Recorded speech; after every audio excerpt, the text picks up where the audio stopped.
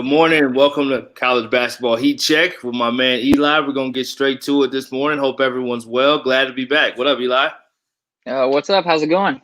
Going well, man. Going well. We have two special guests. Our first guest is arriving from Clemson from the ACC. They are hot as can be, hot as fish grease, as they say, with my friends. So I'm going to bring in Coach Dean from Clemson, and we're going to get to straight talking some hoops. What's going on? What's up, man? What's going on? What's going on? Thanks for having me. Yeah, man. Glad to have you on, man. Let's talk about your squad. I'll let Eli kind of take the second question, but just to start out, man, tell us just how it's been so far. You guys have played really well, up to number 12 in the country, as hot as can be. So let's talk a little bit about the squad and the season. Yeah, man. I think guys are really bought into what we're trying to do right now. We're probably one of the few teams in the country that plays 11 guys per game. And I think that was our message to our guys when we first started the season out. And I think the way they bought in, the way they, paid attention to all the little details that go into winning, I think that is really helping us out right now. I think,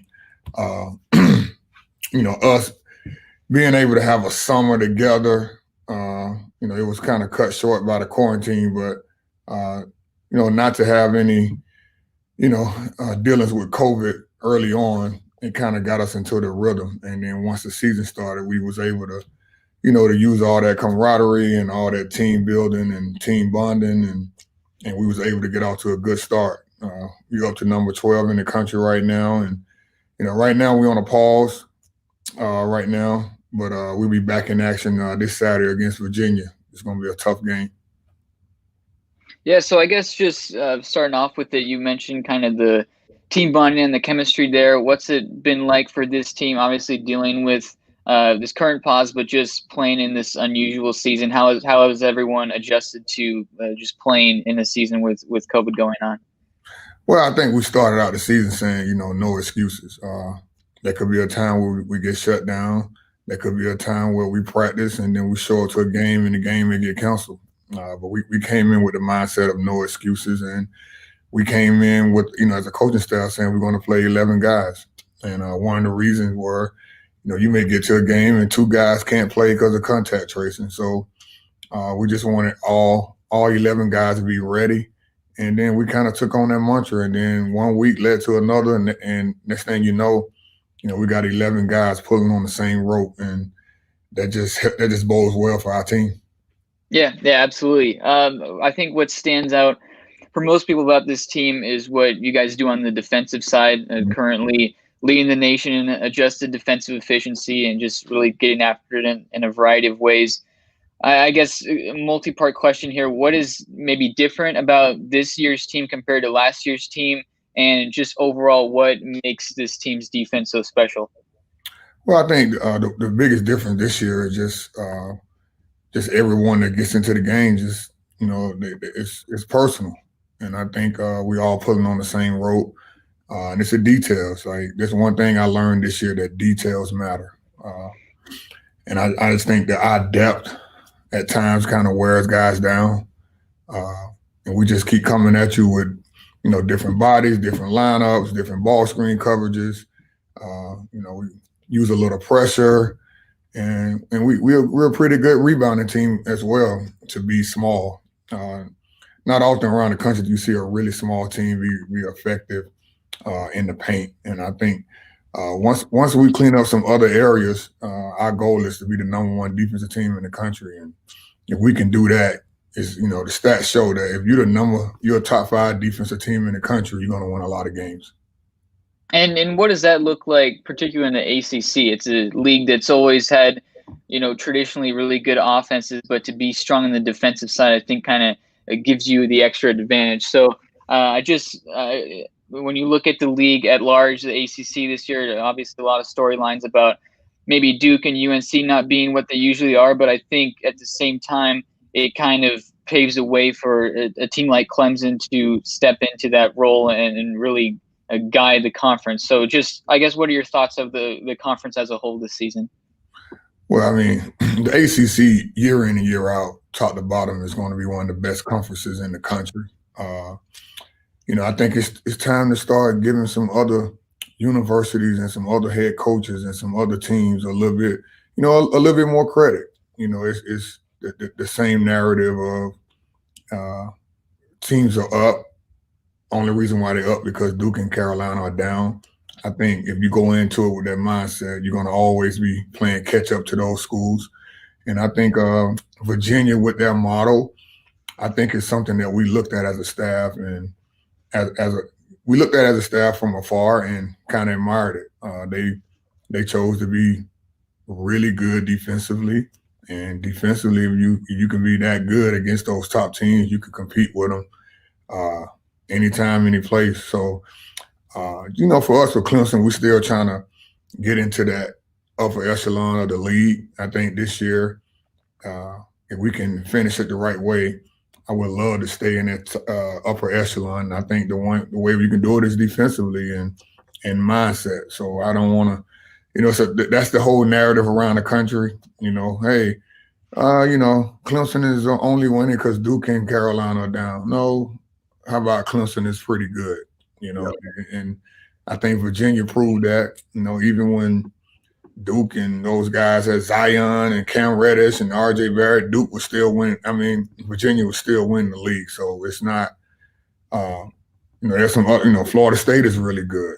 Yeah. I think that's what make our league so good is that we have, some powerhouses per se, but there's also the Clemsons and the NC States and, the Miamis that you go to Miami on a Tuesday night, I don't care what part of the country you come from, you're going to get a tough game. So we're just trying to separate ourselves and get ourselves and get some respect. And I think right now we're number 12 in the country. We just got to keep playing this way and we got to sustain it.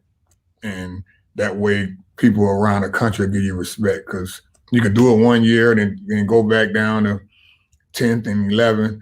But in order to stay there consistently, you got to defend well. You got to win the big games. And then that's when you start to get your respect when you can do it consistently. Right, absolutely. So speaking of consistency, Coach, talk about your head coach, Coach Brownell. We know he's definitely been known as an offensive-minded coach and a really good offensive coach. But to be able to make the shift, like you said, kind of taking Virginia's model and being able to really be strong defensively and be one of the most efficient defensive teams, talk about just him as a coach and then what kind of made you guys take that model and credit to him and you guys as a staff for being able to execute it so well. Well, I mean, Coach Brownell is one of the best X and O's guys around the country. I mean, his attention to detail, he's stubborn when it comes to details, man. I think that's the number one thing you can get when you see his team play. Like they're in the right spot at the right time. They execute. And I think he's the most underrated coach in our league. And me as an assistant, I want to see him get the same recognition as those other top coaches because he deserves it. And I think this team is one of the biggest, how I want to word it. I think this year for us is probably the biggest year of his career because if we can win with a lot of sophomores and kind of freshmen, we can sustain it for years to come. And then he's going to start getting that recognition, not only in our league, but around the country because he deserves it. He deserves it. Like to go from a tactician offensively and now you this way defensively and you got both sides of the ball working for you. And another underrated thing about him is that he really knows how to delegate. This year we switched to a model of, Coach Dean and Coach Goins, you guys got the offense and he had the other two guys we had the defense and the other guys had the offense. So it's my first time all year where when I watch a game, I'm only watching the offense. I've never done that. Yeah. And right now, so far, so good. And credit to Coach Brownell for constantly changing, constantly adapting to, 5-out play versus playing two bigs or a little bit more pressure in the backcourt versus just sitting back and going under screens, a little bit more aggressive with your switching, just all kind of things, So credit to him. He's one of the best coaches in our league. And I'll be happy one day when he wins ACC Coach of the Year because he deserves it. Yep, absolutely. Absolutely. He definitely does. And so I work with Coach Jerry Wainwright, who Coach used to work under. And so Coach Wainwright, when I worked with him at Fresno State, he was the defensive mastermind. He only watched that side of the ball. I worked closely with him day to day to assist him with that. So talk about your role at Clemson. Obviously, you've been well known as a really good recruiter everywhere you've been. I know you were a really good player back in the day, Coach. Some may not know that, but if those that are watching or listening don't know that, Google Coach's basketball career back when he played. But talking about back in the ancient years. That's all right. Hey, the records don't change. That's all right. The results don't change. But yeah, talk about your role and kind of your journey to get to Clemson and kind of what you do there and just your journey, how you got into coaching after you got done playing. Oh yeah, my journey is, it's a quite unique journey. Very lucky, very fortunate, but also, just being in the right place at the right time. Like you said, I played 4 years at the University of Rhode Island. Played 2 years with Al Skinner and 2 years with Jim Harrick, came from UCLA, who was a national champion, and played with a lot of pros. Lamar Odom, Cuttino Mobley, for you guys down in Texas. I played, that was my college roommate. And, then I went and played 10 years professionally overseas. And I gained some knowledge of, the European style of basketball as compared to America. I kind of expanded my game and I expanded my knowledge of the game. And then when it was time for me to get into coaching, I was lucky. The coaching staff that recruited me, every single coach was a head coach. You had Tim O'Shea, who's at Ohio U, Bill Corn at Northeastern, Ed Cooley at Fairfield, and Al Skinner at Boston College. So I started at Fairfield University with Ed Cooley. And I stayed there for 6 months, and then I went to Northeastern with Bill Corn. So it was those relationships. They remembered me as a player, how I conducted myself as a player, the way my passion for the game, and just overall being a good person. And that led me, at Northeastern, I was there for 5 years. I hit the recruiting trail hard, made a name for myself. Went to College of Charleston, had a really good 6-month run there with Earl Grant, who was a really good head coach. I helped him kind of kickstart the program down there. And then I went back to the University of Rhode Island with Dan Hurley. Just wanted to, rebuild the program, get the program back to where it was when I was playing. And we made the tournament and then got the job here at Clemson, and here I am. It's been a long journey, but my duties here at Clemson, when I first got here, I just wanted to recruit, get a name for myself. And I did that. But I think now the more I settle in, I want to be known for more than just recruiting. So I think the way the coach has designed this year is me taking on the defense. It's a different challenge, something I've never done before. I think I'm doing pretty good with it. I think once I hone in on that, I'm being the best defensive coach I can be. Then you watch the game from a different point of view, and you're starting to see things before they happen. You start developing these ideas. And then my next step is, I want to be a head coach. I think I'm right there on the cusp. I think we got to continue to have some success, but, I think I'm ready. I think I'm ready. Being around all these head coaches I was telling you about. You got Brad Brownell, who's a detail tactician. You got Dan Hurley at UConn, they top 25. You got Ed Cooley at Providence, who's turned the whole Providence program around. Bill Corn at Northeastern, I won the 2 CAA titles.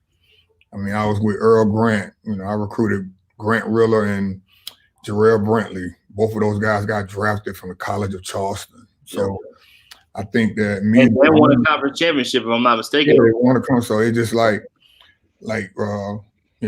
the one thing I say about myself, I've been lucky, but I also been successful.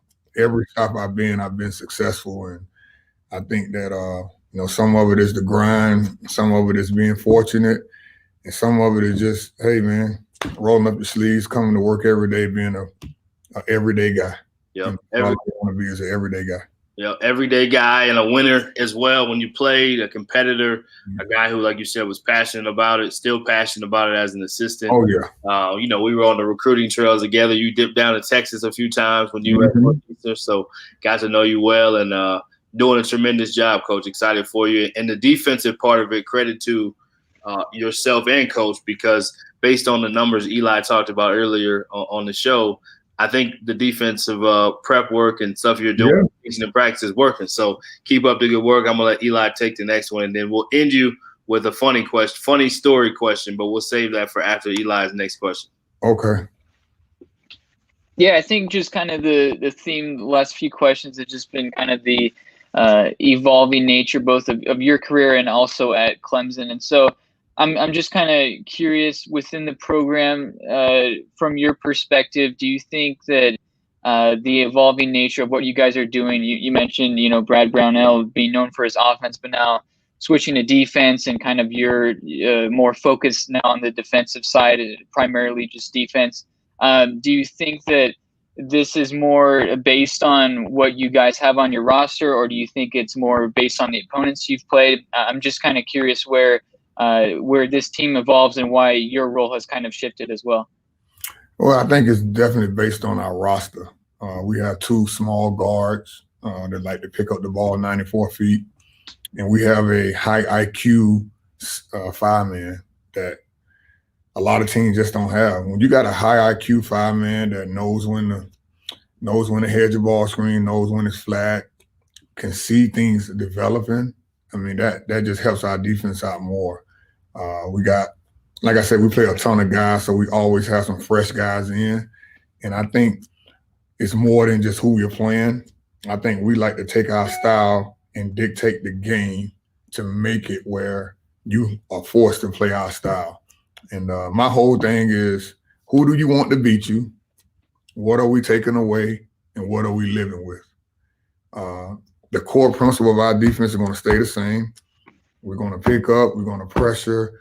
We're going to be all over the place. We're going to deny a couple of passes. We're going to shuffle guys in and out. But at the end of the day, you still have to be smart and strategic about it. So it's, who do you want to beat you? Meaning, if we're playing the Lakers, LeBron ain't beating us. KCP going to have to make 8 threes to beat us. You know what I mean? Something like that. What are we willing to live with? All right, LeBron going to take 10 threes and make 4 of them. We'll live with that. You know what I mean? So I think going into it with that kind of mindset helps us out. So to answer your question, I really think it's the personnel.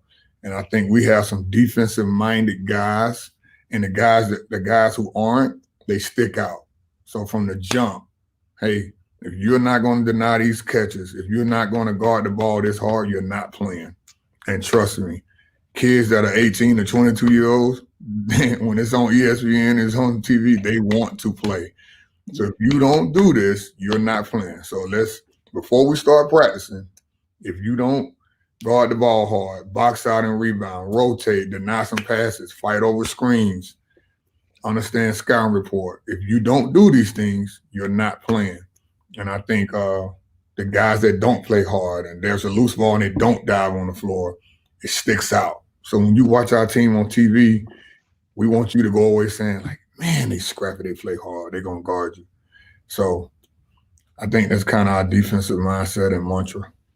Yeah, I would imagine that this is the perspective that you had even before we hopped on, that this is a team that is deep, as you mentioned, is really scrappy, as you mentioned, it really gets after it and does the little things too. It's not always, everyone knows when a player hits a three or something like that, but it's like, hedging on ball screens and closing out and doing those little things. So, and then going back to one of your earlier comments, you mentioned that it's a team that is now, top 12 in the country and has really performed great to start the year.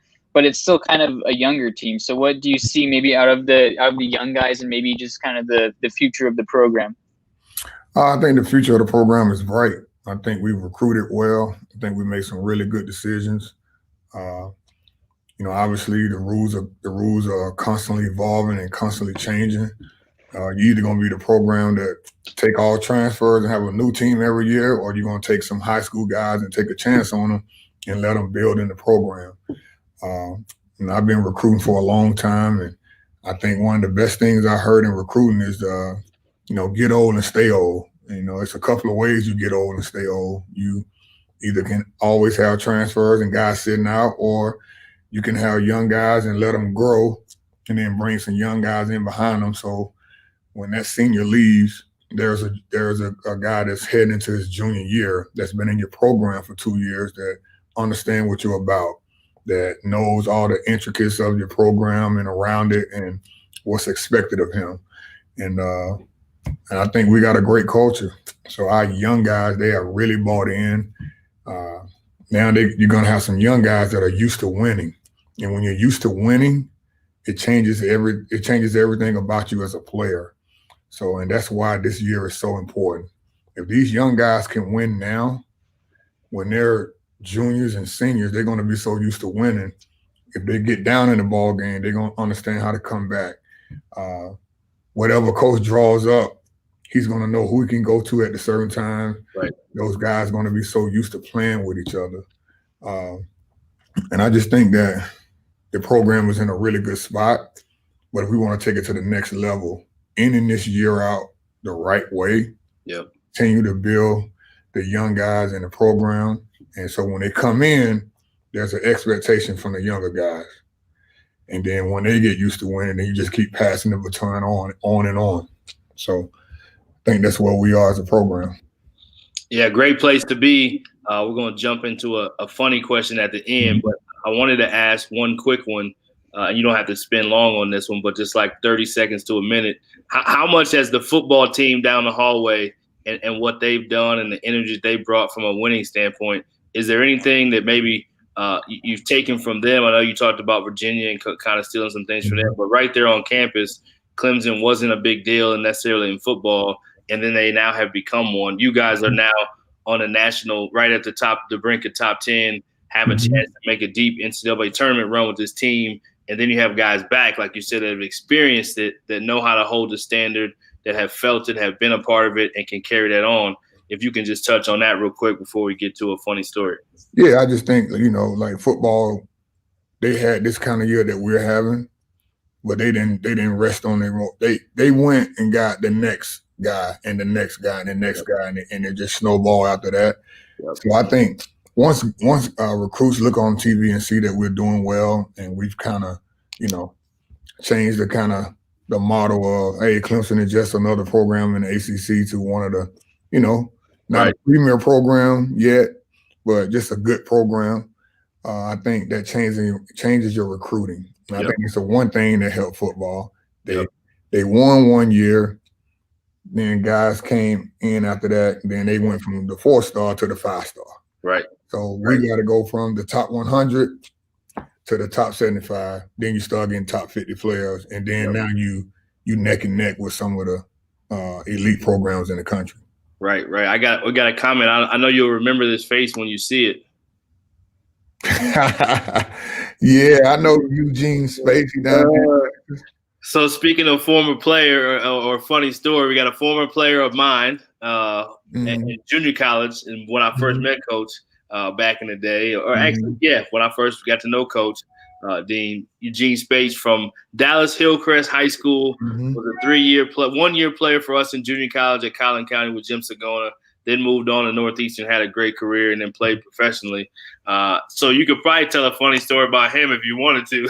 But I didn't get the Coach Gene, but he was always there. Always there when I first got there. So I used to hear about what he used to do, and he used to do all that. So I retired at like 31, 32. Right. I went to Fairfield for a year. So when I got to Northeastern, I was like 34 years old. I was still in good shape. Yeah. So, one day I had to take him to the back and just school him a little bit. Calm down, young fella. I had to take him on that good post. I took him on a mid block. I had to show him a little bit. Yeah. Give him a let him know. Like, Coach, you don't know what you're talking about? I said, okay, let me come show you. After the third or fourth basket, he kind of, oh, okay, I see you know what you're doing. I was like, yeah, I know what I'm doing. I'm a professional. No doubt. Well, Thanks so much for joining us, Coach. Appreciate the story. Thanks for the insight to the program. We'll be cheering for you guys from afar. And any last word before you go? We just appreciate you coming on. No, man, thank you guys. I love what you guys are doing. Just hope you guys can, springboard this into something like a national show, man, because I think you guys do a good job. I do my research. Before I got on here, I went and, archive and, kind of did my background check on both of you. I already knew Brian already, but I just went and, and see what you guys are all about. And I really enjoy what you're doing. And the different kind of questions that you're asking is very, it's enlightening to get some basketball questions. It's not all about just, student athlete welfare and stuff like that. You guys actually know the game. Yeah. I really appreciate you guys for having me. Yeah, absolutely. And we want to make sure to give the guys like yourself, the assistant coaches that are doing things behind the scenes. We got to give you guys love. I live that life, so that's a big part of our mission too, is to make sure we get some of these unsung heroes behind the scenes, getting them some spotlight. So appreciate you, Coach. Good luck the rest of the way. Stay safe, and I'm sure we'll have you back at some point. Okay. Thank you. Okay. Coach Dean from Clemson giving us some insight to the ACC and how they've been able to have so much success. I'll let Eli give us some quick words on that, and then we'll move to our next guest. Yeah, I'm really glad Coach Dean touched on kind of the mindset of this program, because, I mean, as you mentioned, it's a really deep team that gets after it defensively. They do a lot of the little things that don't, as you mentioned, they don't necessarily show up on SportsCenter every night. You might not have a guy who's going off for 30, but if you have a player who's doing the little things like, rebounding or correctly defending certain players on certain teams, that's the reason why some of these teams like Clemson are able to go from, maybe not pick super high in the ACC preseason poll to now being a team that you could legitimately see as maybe a 2 or 3 seed come March. So there was some really good insight there. It's a fascinating team that is really fun to watch just based on how hard they play. They play so hard. They just absolutely get after it. And really glad he brought some good insights into this, and also from his perspective, how his role has kind of changed within the program, now switching more over to the defensive side. And clearly it's been working. Clemson leading the team nationally in defensive efficiency, and especially in the ACC, where you have a lot of really good scorers and really good shooters in that conference. So Clemson will absolutely be a team to watch from here on out, and they've picked up some really quality seasons these last few years. So it's definitely a program on the rise, and they won't be in the shadows of the Duke and UNC and Virginia much longer if they continue going on this path. No doubt. And he talked about the young guys in the program that'll continue to carry the torch. I think they'll finish the year and keep getting better and better with the great staff that they have and the players, and just that the energy that they're playing with right now and the success. Success breeds more success. Coach talked about that with his own career and having success at all of his stops in his playing career, and doing a great job on the defensive end, like you said, and looking forward to seeing what Clemson continues to do. And as we talk about Virginia, they stole us some things from Virginia. Speaking of stealing some things from Virginia, we have assistant coach Nate Dixon from UMBC, who had the historic 16 seed victory over number 1 Virginia a few years ago. What a great staff that they have and job that they've done there. They're one of the hottest teams in the country as well at their level, and we want to make sure to give UMBC some love. So we're going to bring in Nate Dixon from UMBC. Coach, what up? Hey, guys. How are you? We're doing well, man. How you doing? We're not as hot as you, but we're doing well. We're all good, man. We're just getting down there. We practice middle of the day, so I was glad I was able to get down and, come up for a little bit and spend some time with you guys. We're fortunate when people want to have, anybody on our staff on, certainly promote our program as best we can. So yeah, absolutely. Well, I've known you a long time, man, going back to the recruiting trail, and I can remember being in a hotel, hanging out in the national. I think it was before the national tournament. You were recruiting some of our guys when I was in junior college at Paris for Ross Hodge, and have done a tremendous job everywhere you've been. Let's talk about your head coach first before we talk about your team. Obviously, we mentioned that Virginia run. You guys have had some magic that you've built out there. Just talk about Coach Odom and just the job he's done and what you guys have built there. You know, Coach Odom is. I've been with him now. When I was out of the business there at Wyoming, came back to Charlotte. I was fortunate. Coach Major, Alan Major, was the head coach there, and Coach Odom worked for him, and a couple other good guys, Des Oliver, who's now at Tennessee, and Orlando Vandross, who's ironically at Virginia. I was fortunate to be able to come on staff there with those guys for 3 or 4 years, and it was good. But I left. Actually, Coach Price got the job when Coach Mage left. I stayed on with Coach Price, and then Coach Odom got the Lenoir-Rhyne job. And it's actually in the league I played in at Gardner-Webb before finishing up at UNC Wilmington. And at Gardner-Webb, it was a Division II school at the time, and Lenoir-Rhyne was in the league, so I was very familiar with it. My grandparents actually lived only a couple miles from the school, so very, very familiar with it. We were fortunate. We went there our first year. Longtime head coach, who's a phenomenal guy, John Lentz. Been there for a long time, and we'll go down in history as a great small college coach in North Carolina. And he retired, and then Coach came on. We won 21 games. They had won 10 the year before. Had some injuries, but we were fortunate. Guys got healthy. We came back. We had a good group coming back. We signed Division I transfer from Old Dominion. We signed a big foreign kid, about 6'8", 6'9", and then we signed a kid from junior college out in North Carolina. And we got lucky. God blessed us. We won 21 games, went to the Sweet 16. That year, Lincoln Memorial went to the national championship. They were in our league. Queens College in North Carolina was also in our league. I used to work at 3 years in my first 3 or 4 years in college coaching, and Bart does a great job there. But we were lucky. We beat those guys. We beat Queens. We split with them, and then Lincoln Memorial. We actually went to a couple overtime games with them twice. One game was like 3 or 4 overtimes. You know, Josh Church does a tremendous job, but we thought at that point, you know, Coach, we got a pretty good team here, you know, and so we actually ended up having a nice run, lost to Lincoln Memorial in the Sweet 16 that year with the right to go to the Elite Eight, and Coach got this job. And then we've been fortunate. We've had some good runs here. We've won 21, 25, 21. Last year we had a plethora of injuries, won 16.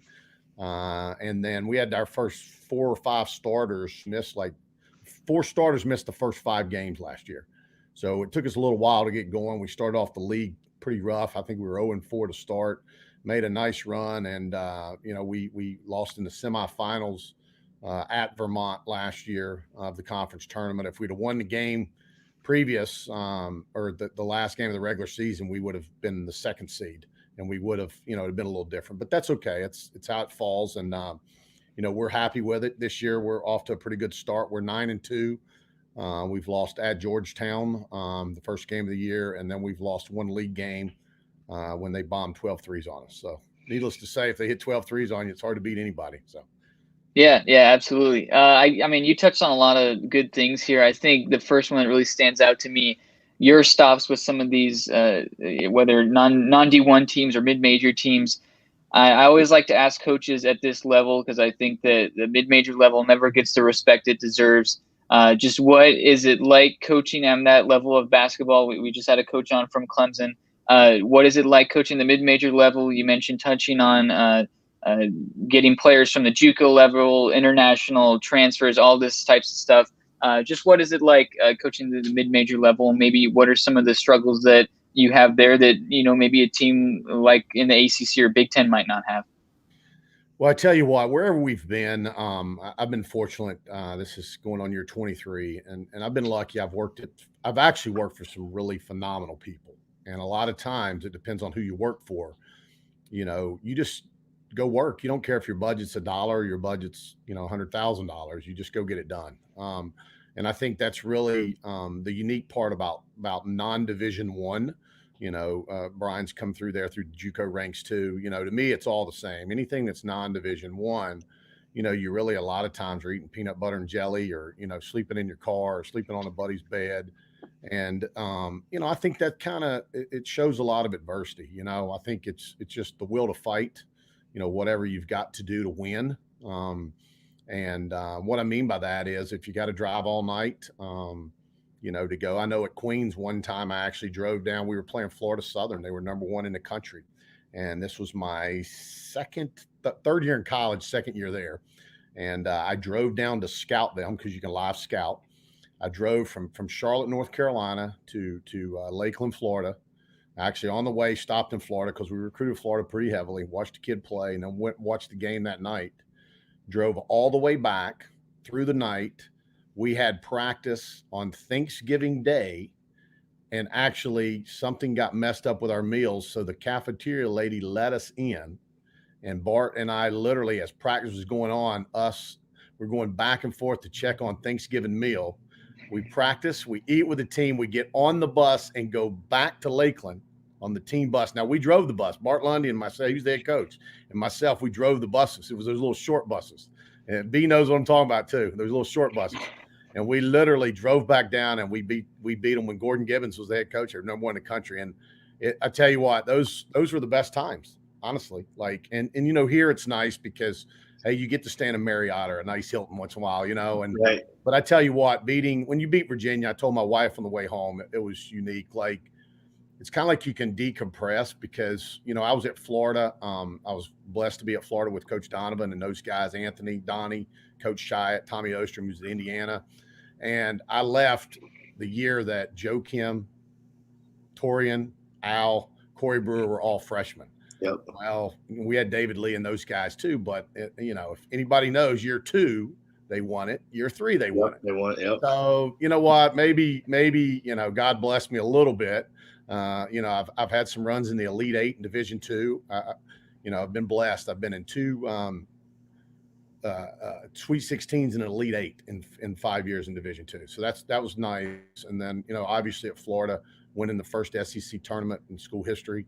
And then, you know, being able to come here, we've had success along the way at other places, but I certainly can tell you the Virginia win, you know, it's unfortunate this year that kids that are playing the NCAA tournament, part of the fun of the tournament is the other teams pulling for you when you're an underdog, or the game gets close and it's like, oh my gosh, let's, you know, and that's the unfortunate part about this year is that's kind of the fun part, you know. I mean, how about this? I grew up in North Carolina. Coach grew up in North Carolina and Virginia. We had 150 some family members between us at the game. Wow. I mean, it was people in my family that have never seen me live in a college basketball game got to come. Wow. And that was unique because at the end of the day, even though they're great friends of ours, you know, the Tar Heels are in there, and I grew up a Tar Heel fan, and Tar Heel fans are pulling for us. And it's like, oh my gosh. So, you know, that part was pretty unique. Talk about real quick, Coach. I love that you're giving love to the small college people out here, because that's definitely the real grind, and it gives you a different appreciation. You got to have a different love and a different type of grit, and once you've invested that, it's hard to, when you get to that level, you still appreciate it and you appreciate those bright light moments, but you always think back to where it started to get you there. So talk a little bit real quick before we talk about this year's team and how you guys are playing well and getting going in a great direction this year. Talk about just the Virginia win, right? What was it like? What was that game like? What was it like afterwards? Just take us through a little bit of that insight, if you don't mind. Well, in all honesty, you know, those guys are so good defensively. We were a little worried going in, you know, because we play money games, and those guys are friends of ours. We've talked about playing in years past, and, you know, it just never worked out with dates or whatnot. But when we drew them, it was like, oh boy. Now we're going to have to face this gauntlet. And, you know, we were lucky. We watch a lot of games as a staff anyway. You know, we're good because we have some familiarity with the ACC. But to be honest with you, we played at SMU game 1, and then game 2 we played at Arizona, and that was Peyton DeAndre's, you know, freshman year. And both of those teams were in the top 25. Coach Jankovic had a great team. We actually took them to the last minute of the game. It was a close game. We played without little KJ Mauro, who was a starting point guard that year, without him in either one of those games. And then we played Arizona game 2, and it was tied with 12 minutes to go. And Jairus Lyles had a great game against those guys. But to get to the point is, you know, we were like, hey, if you make the NCAA tournament, you're fortunate to win 3 games in March, and you make the NCAA tournament, you're going to get a low seed. You're going to play a high-seeded team. And, we don't care, we're going to go play who we play. And so that's the first year we've ever done that with our schedule, is play a high major team that's really talented early on. Usually you like to get a couple wins or feel like you got some competitive games before you go do that. We flipped the script that year and went 0-2, but we did prove that we could play. And then when we drew Virginia, I think our guys were just confident, obviously, prepared a little bit because we'd already seen some teams that were top 25 early in the year. We had an older team that year, a team that really believed. We had a very good player in Jairus Lyles, and obviously some other good players, but we were fortunate. Then we go to Virginia anyway, or go to Charlotte. It's nice to go home, but obviously you don't see any family. You don't do anything. You're locked in. We did our report work. We actually went to Queens to practice, so it was nice to go back to my old stomping grounds a little bit and see my old boss who's back there now. And then we go to the game. Obviously, we're down in the first half. We go to halftime, and the game's right there. And I know coach is like, hey, guys, like 20 minutes, anything can happen. Just go for it, man. What do we got to lose? Let's have fun, go for it, have fun while you're playing. And that's a big thing with us, is have fun. If you're not having fun, the game's not fun, whether you're winning or losing. So it's big with us to let our kids, coach has a great knack for installing confidence in those guys. So long story short, the game gets, we come out, we're hot to start the game or start the second half. And, it's kind of funny. All of a sudden Virginia starts pressing, and it's ironic because that's just not what they do. And then you're like, wait a minute, are they pressing us? Because it's kind of set in, like, oh my gosh, we're ahead in this game, even though it's reality. You're so focused. You're not worried about the score. You're so focused within the realm of the game. And I remember with about a minute to go, a little less than a minute, coach leans over to me and he goes, hey, by the way, did you do anything on our next opponent, Kansas State, and I said, yeah, coach, we're good. I said, so we're good. He goes, all right, appreciate it. Like, it was just, but it was meant for all of us sitting on the bench, but it was just kind of funny. Like, we prepared so much for the one game, but I think as a coach, when you've done it long enough, you know what, you better prepare for the second game and so forth, because things can happen if you believe it can happen. And if, it's obviously things have to align, but I tell you what, it was after that, we got back in the hotel really late. I know the team went on and actually coach was still doing press, and I stayed, and we rode back together and got back really late. It was well after midnight. And he debated, I'll tell you this, he debated about letting the guys, take their cell phones, because at that point, Twitter's blowing up, whatever. And we go back, and I mean, there's a line of people lined up with stuff to get signed. And we tried to explain to them how it would be, how it was going to be the next morning. I mean, they walked out the elevator the next morning, and it was like a smack in the face of just a line of people in the hotel wanting, just to be able to say hello. I know KJ's parents were up in from Puerto Rico, and they called me from the mall in South Charlotte. And, they were like, oh my gosh, they recognized us, and we've got to basically get in our car and ride back. We can't even go to the mall because people were trying to say hello to him. And his dad had the big fat head in the game. And, so those are things that those guys will never, ever, ever forget. And it was a neat experience. And it was hard for us to beat friends of ours and the guys at UVA, because they're such quality people. But for us to be able to go home, coach and myself, to be able to go home where we were at UNC Charlotte just a matter of years before, to be able to go back and win there, that was a little special in front of family. So, yeah, I mean, it's a really, really fun story there. Is there anything in particular that you noticed from maybe that stretch that you had, that March run, that you've been able to maybe implement into future seasons? And there might not be anything there, but I would imagine that was just such a surreal experience that there's something in particular that you might have taken away from that you've been able to implement in the years since. Well, coach has done a good job. He said, look, I'm going to be honest. It seemed like it went on until the season started the next year. I mean, you literally could not go anywhere. It's funny. B doesn't know who this is, and maybe one day I'll tell him, but I walked into a junior college event to literally in early July, and I had a shirt on, and you just said UMBC. And I can tell you early on when we first took the job, we'd go in and, people that didn't know you, a parent might, you go in the bathroom, and I'm saying a parent, it could have been a coach or whatever. hey man, what junior college is that? You know, it's like, and so fast forward 2 years later, and you know, I'm going into a junior college event, and a guy in the front desk is a young guy. He honestly, and I'm saying this humble, but he said, you know, Coach, Division II, Division III, what level are you guys? And I said, nah, we're Division I, and I'm just always been that way. I don't take offense to it. Doesn't matter. And the guy behind me is a good friend of mine who works in Conference USA, and he's been at the highest level. He's at Carolina, he's at Texas as assistant, and he goes, and he's, you know, smacked me on the back. Hey man, congrats. I mean, he's a friend. He texts me when we'd won, and he's like, and he hears the kid say that, and the guy's like, and he goes, did you watch the NCAA tournament this year? You a basketball fan? And the guy's like, yeah. He's, yeah, you know, I coach. We'll get into that another time. But he's like, yeah, I coach. And he's like, no, I'm just starting my first year. And he goes, no, did you literally watch the NCAA tournament? Yeah, I watched it. And he goes, well, did anything great happen? And he goes, I don't know. Like, I mean, Virginia lost. They were number one. He goes, well, the school that you're saying is Division II or III is who read the shirt. So I was just like, come on, dude. Like, I was like, yeah. You know, but my point is Coach has kind of tried to run with it, but he's also said you need to make your own story in year 2 or year 3 or whatever after that. I mean, and to be honest with you, it's great, but you know, you don't live off of it. You know, I will say this: we signed everyone early, that recruiting class. So we had 0 scholarships, and needless to say, nobody wanted to leave. So they had such good experience, which who didn't? You know, they didn't want to leave. So we weren't able to, when we got the calls on certain transfers that we probably would have. But that's the way my boss is. He's loyal. He's not moving guys.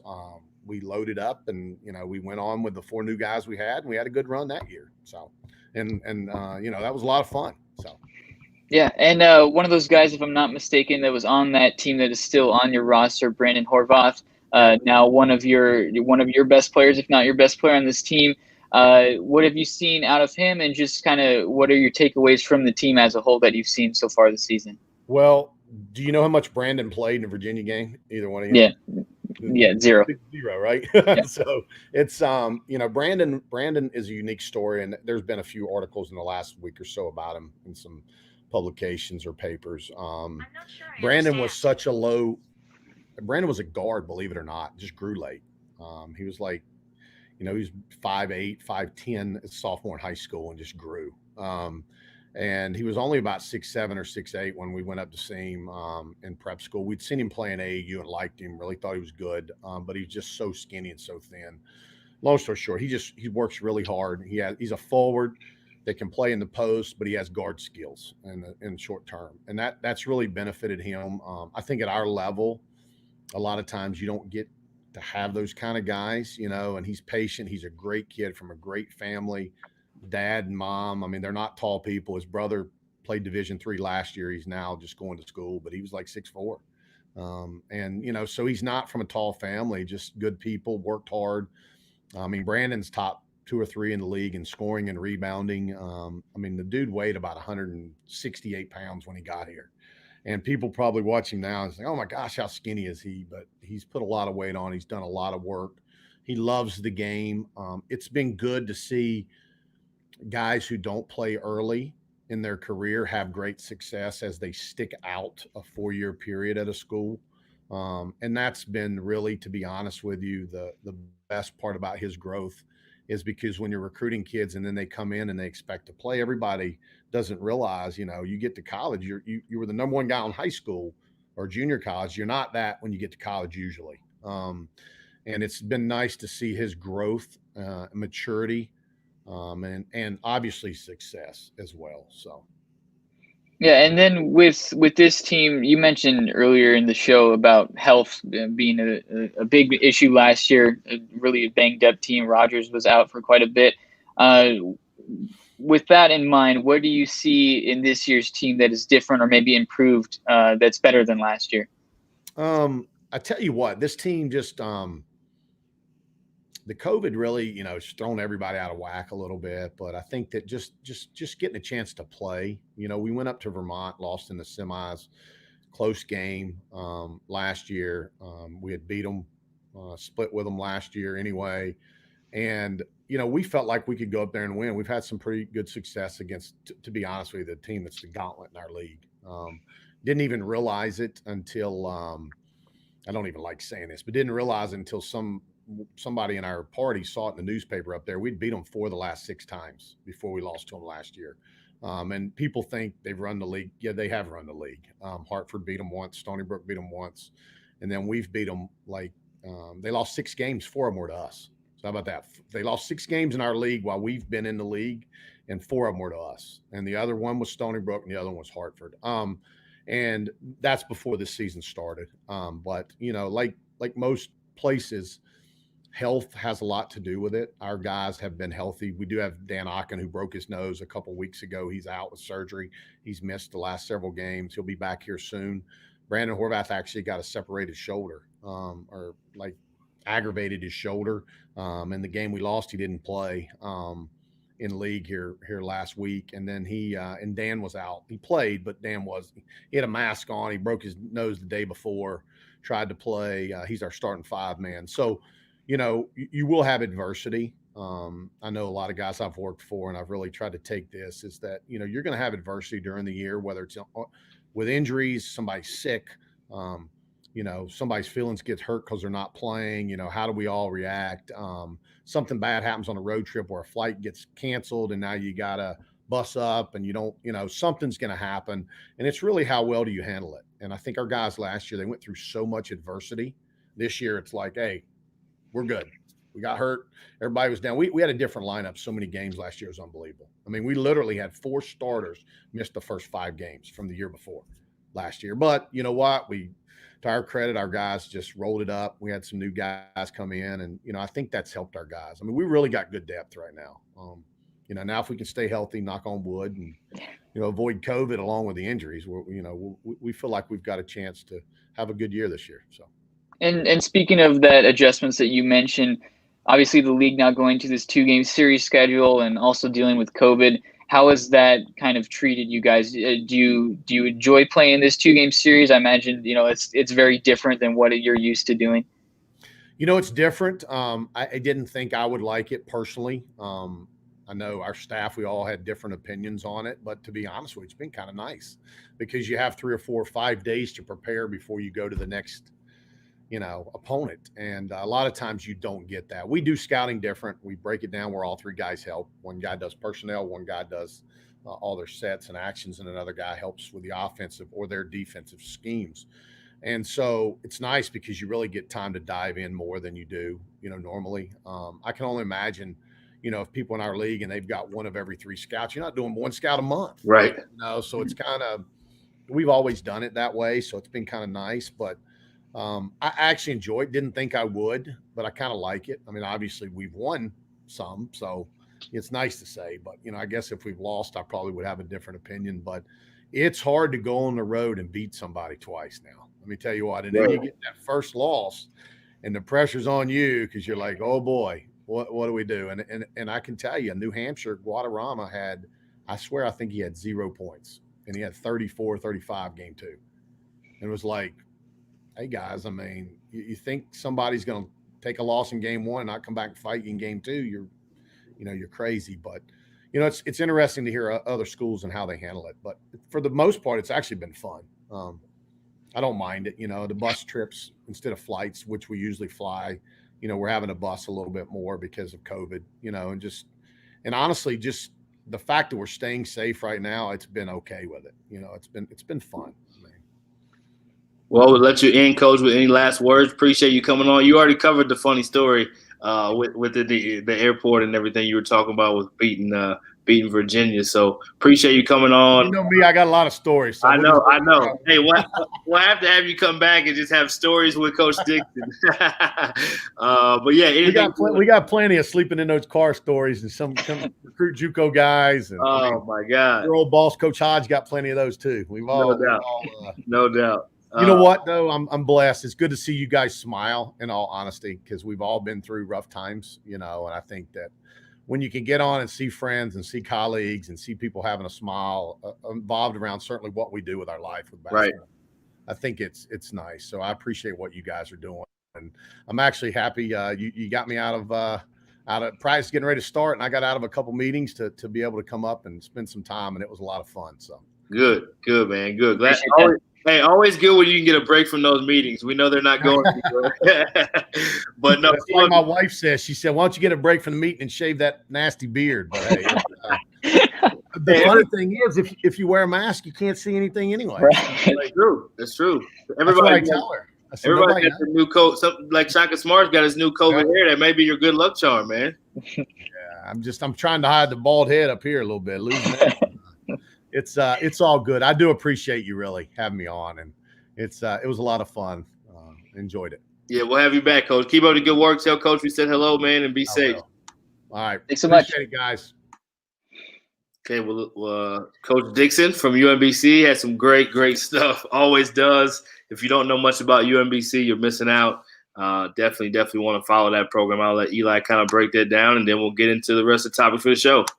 Yeah, it was fun to hear from Coach Dixon. He's, made a number of stops at non-D1s or mid-major basketball, and now over at UMBC. And it's kind of interesting to see how things change, right? You go from maybe a non-Division I program that isn't getting a whole lot of national attention to then going to UMBC, which before the Virginia win, he even mentioned after the Virginia win, how it still was a program that isn't getting as much love as you would expect for what they've accomplished. But even beyond just the Virginia win, of course, that's always going to be tied to what UMBC is in their history. But even beyond that, they've been so good in the America East. As he mentioned, the success that they've had against Vermont, which is pretty much like the Kansas or the Duke of the America East out there. Just a really impressive program that's done great things. This year's team gets after it defensively. They are much healthier than they were last year, which is one of the reasons why they kind of stumbled a little bit. And they're really fun. It's Darnell Rogers, who's at 5'2". He can do a lot, whether it's creating the lane or distribute the basketball. He mentioned Brandon Horvath, another great scorer who's really developed over the years. So it's a team to watch. They're off to a great start, and it's a competitive group that has, of course, that fun story in their history. But now they're doing things, and they're kind of moving past that. Right. There's another thing they've done. They've kind of taken this. So KJ Mora, a friend of mine who I worked with at the time, Patrice Days, had coached him in prep school, and we were assistants at Abilene Christian. He actually came on a visit to Abilene Christian, actually signed at Abilene Christian. KJ Mora did before he went to junior college and then ended up at UMBC. And then you got Darnell Rogers, who's another small guy. These guys are both, sub 5'8", probably 5'7" and below. And they've had enormous success with these little guards that probably most people think like, oh, I wouldn't take that guy. Who's he going to defend? He's not good enough to play Division I. Kind of like people think about UMBC with their logo, with their name when they see it. It's like, oh, you guys this level school? So credit to them for being able to find a way with just guys that maybe other people haven't appreciated. So we will take a quick commercial break really quickly, 30 seconds, and then come right back and talk a little bit about other hot topics in the country. So we'll be right back. I want to take time to acknowledge one of our partners, Rising Coaches. Every coach wants to rise in their career in one way or another. We're all looking for professional development, access to tools, and relationships that can help us grow and help us advance in our career. Rising Coaches provides just that. You can visit Rising Coaches at www.risingcoaches.com. Their memberships are just $10 a month and provides a genuine community to help you grow and advance in your career. Going a little green for the second half. Going a little money green. Actually, we'll go some pink. How about that? Go a little pink for the heat check. So topics. So one of the topics I believe that we talked about going into this was some of the transfers, right? We have this new rule, this new transfer rule where guys are going to be immediately eligible, and you see some really high-level 5-star guys transferring and changing schools. So let's talk a little bit about that. And not even just 5 stars. We also have other high major guys that are West Virginia transfer already goes to Kentucky, Texas Tech, as well as they're playing. They won't be affected, in my opinion, but they had a 5-star leave their program There's been other guys at the highest level that were highly recruited. So let's talk a little bit about that. First, let's get your thoughts, and then we'll kind of just roll back and forth. Yeah, I mean, we touch on transfers a lot on this show, especially with assistant coaches, kind of how, especially at the mid-major level, how different teams are made, whether it's through JUCOs or freshmen or high major, mid-major transfers. We've seen that a lot, and the trend is only going up. I think this past year there were about 1,000 transfers in Division I basketball, and it's on the rise. So this past week was a big week for that. We had Oscar Shigwe, West Virginia, former 5-star guy, who I believe was all Big 12 last year. He announced that he was transferring. He's headed to Kentucky, a program that's had a lot of success with everyone, but particularly transfers lately. So that's going to be a big one. I expect him to be eligible to start next season. Houston's Caleb Mills, another big-time recruit who's done great things with the Cougars. He's also entering the transfer portal. And then you also have Texas Tech's Namari Burnett, who is, I believe, the highest rated recruit in program history. Yeah, if I'm not mistaken. So, and these were all in the matter of just a few days. So that's 3 former 5-star guys who aren't just 5-stars who haven't played well at the D1 level. They've been performing well, and they have a great basketball future ahead of them. So it's kind of an interesting dynamic, just with how transfers are such a big part of college basketball now, and that kind of lends its way to the other discussion with the NCAA pushing back, among other things, their decision to have that first-time transfer waiver that hasn't been decided on yet, but it's still expected to be implemented sooner than later. So this would allow players to have their first transfer season and not have to take that redshirt year. So it's kind of an interesting dynamic, and I'm kind of curious to get your thoughts on that topic as a whole, because transfers, as we have said on the show and we will continue to say on the show, it's just such a big part of college basketball now, and I think for a good reason. Yeah, and Coach Dean talked about it too. He said, get old and stay old, right? And there's a lot of ways to do that. You can either get younger guys in your program that kind of get the torch passed to them and plug in the gaps. You can have a new team every year and have nothing but transfers. I think it will continue to be, we've talked about it also on this show and on the network and other shows. We've talked about the teams that are having success. A lot of them are the older teams that have a lot of guys back and a lot of returners. So having experience, you can't substitute that. I do think there's still a place for JC transfers and freshmen like Coach Dean talked about. But, yeah, I just think so AAU gets a bad rap sometimes as a level in general. But there's just kind of that urgency, to players' credit in some ways and to coaches. So on the player side, they have 4 years. They're trying to figure out, where can I go and maximize my time and my experience. And sometimes guys don't necessarily want to sometimes it just doesn't work, right? It just doesn't fit. But also there's sometimes where, you look at Houston, and this is no knock to Caleb Mills. This is more credit to Sasser and his development and the program as a whole and where they are. But he's preseason player of the year in some polls, and they're top 10 without him, and he hasn't really had to play. And so now you come back, well, you're not necessarily in Kelvin Sampson's world. You're going to have to earn everything you get. And no different with Chris Beard. Those guys are still having enormous success and will continue to. They have a pretty young roster. But if you can't fit in early, those guys want to play right away so they can figure out, where can I make an impact? So I think on a player standpoint, if it's not going the way you anticipate or wanted it to go, there's some parts where the old school guys would stick it out and figure it out and find a way. It doesn't always work that way. And that's just the reality of where we are in college hoops now. It's not necessarily just a knock to the kid.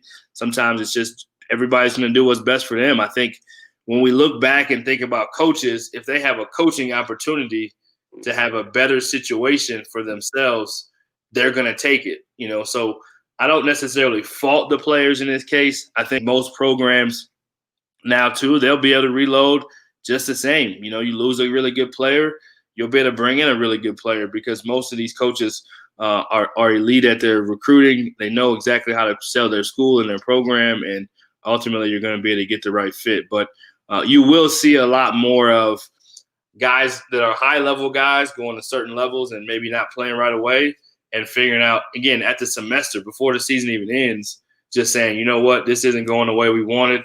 Let's go ahead and move and figure out where they're going to build around me. And I think that's where, again, going back to the AAU luxury and maybe disadvantage for some of the coaches, but you can change teams from year to year and sometimes even from tournament to tournament if it's not working out the way you hope it will. And ultimately, you know, you can't fault it.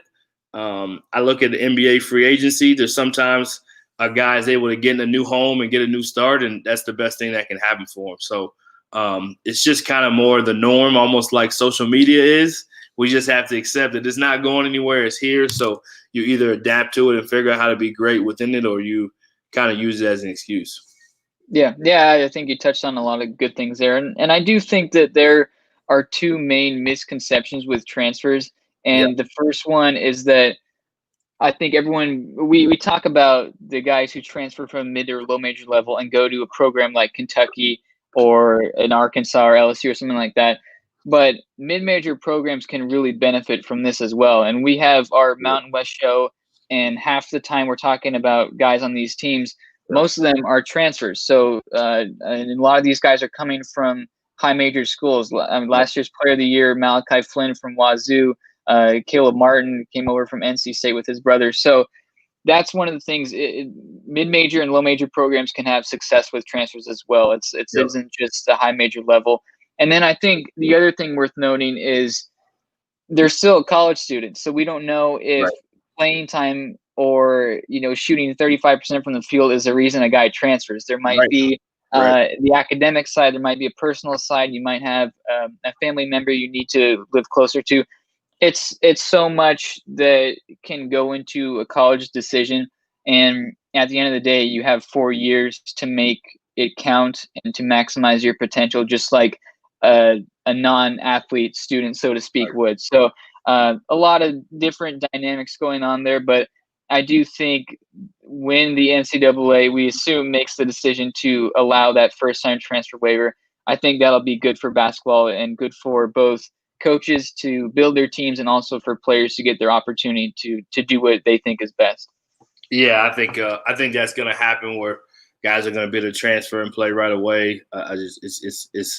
It's only a matter of time for that's happening. So yeah, I think you touched on some good things as far as the reasons why, and it doesn't always. There used to be that connotation of if a guy's leaving, he did something wrong or there's something wrong with him. I don't even think that's necessarily the case anymore, and guys are not looking at it. Coaches are not looking at it the same way as maybe they used to, even as far as acquiring a guy. It's like sometimes it just doesn't work, and it doesn't fit in the timing or the team, or like you said, something going on personally, something going on at home. Could be a lot of reasons, but sometimes a fresh start and a better system, better fit is all a guy needs. I would imagine all of those three guys we mentioned at the top of the hour that are top of this segment that are leaving their schools, the West Virginia transfer, the Houston transfer, the Texas Tech, they'll figure out how to have success at their next place, and they'll find a place that they have a role that they can feel happier about. And I think those programs will continue to have success. So not necessarily a loss on all sides. And I think the part you touched on it before we go to the next topic, I'll say this. Before, I think it was much harder for a mid-major or even a lower major to consistently get high-level transfers because grad transfers had so much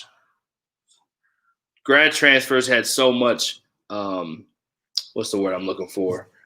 They just had so much,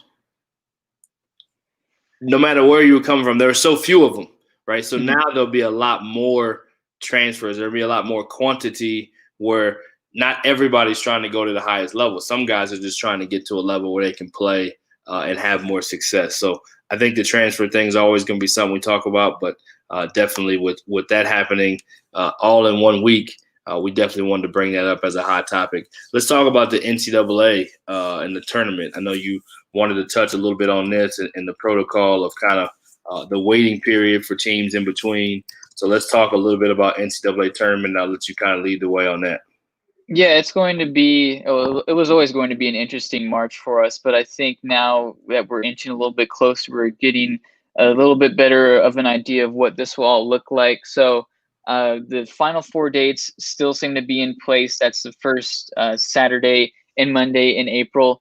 But from leading up to Selection Sunday to the Final Four, I think that's where things kind of get a little interesting. So there is expectation now that there will be a waiting period from Selection Sunday to that first four. We're used to seeing those games being played on the Tuesday and Wednesday after Selection Sunday, but because of COVID-19 and all of these games being played in a controlled environment, is how the NCAA phrases it, there has to be some time to isolate and allow these players and all the Tier 1 members to test negative before participating. So we don't necessarily know what this first round schedule is going to look like. CBS Sports did come out with a story yesterday that kind of outlined what a potential solution would be, which I believe they had the first 4 games on that Friday and then the first round games on the Saturday and Sunday. So it could have a very different feel. And of course, we don't know very much right now about what the attendance limitations or capacity will be. So it's going to be, as is always the theme on this show, it's all about adaptability and versatility. And I do think that we will see some of these conference tournaments wrap up in the week leading up to Selection Sunday. And as soon as that team wins their tournament, I think they're probably going to head straight to Indianapolis and get themselves situated, isolated, and making sure that everyone's testing negative so that they can get the show on the road. But you have to credit the NCAA for being flexible, and it's so important for them to get this show on the road because of how much revenue it brings to them and also the exposure and everything that comes with these tournament bids to these schools. So we'll know more in the coming weeks, as always, but it's going to be an unusual tournament, but I do think it will be a really entertaining one. It's going to be a pretty pure form of basketball with these games all being played at neutral sites. There isn't really any sort of home court advantage or locational advantage or things like that. Everyone has to bring their A game night in and night out, and it should make for a really fun tournament once this thing gets going. Yeah, and some of the early tournaments probably gave the NCAA some confidence that happened. I think early in the year, there was nothing but these kind of tournament settings going on. Again, credit them. They had to figure out how to make this happen some way, shape, or form. And we all wanted the NCAA tournament too. So looking forward to it. Glad for the teams and the coaches and the programs, because not having it last year just still has that taste in a lot of programs' mouths. And let's be honest, the NCAA tournament changes a lot of lives, you know, whether it's UMBC beating Virginia, whether it's a draft pick that wasn't on the radar that all of a sudden has a hot run, whether it's a coach. You know, you think about Florida Gulf Coast a while back and that run that they have, and next thing you know, coach is getting his next big job. And so many coaches, so many historic moments that those guys didn't get to participate in, and those teams that were playing so well. So looking forward to being able to just have an NCAA tournament, even if it does have some different nuances that we're not used to. I think we're all getting used to that this year anyway. Let's shift topics to the MLK Day game, Notre Dame versus Howard University on Fox. What a great opportunity for Howard and for the HBCU level to be able to get some shine and some spotlight. So talk a little bit about that before we kind of touch on the last few topics and wrap up. Yeah, this was kind of hinted for a little while, but now it's been confirmed that Howard will play Notre Dame on MLK Day next Monday on Fox. And it's just a really cool opportunity for not only Howard and these players, but also just the MEAC and the HBCU at large. It's a conference that, as we know, and I'm sure you're familiar with, the mid-major conferences just don't get the same kind of funding as the high major leagues do. And that's especially the case with these HBCU programs. So it's just a really awesome opportunity for Howard to be in the spotlight. They were the conversation this offseason with Makur Maker being the 5-star recruit who chose the Bison over UCLA and Kentucky and a lot of these schools. And Howard also brought in Purdue transfer Nogel Eastern over the offseason.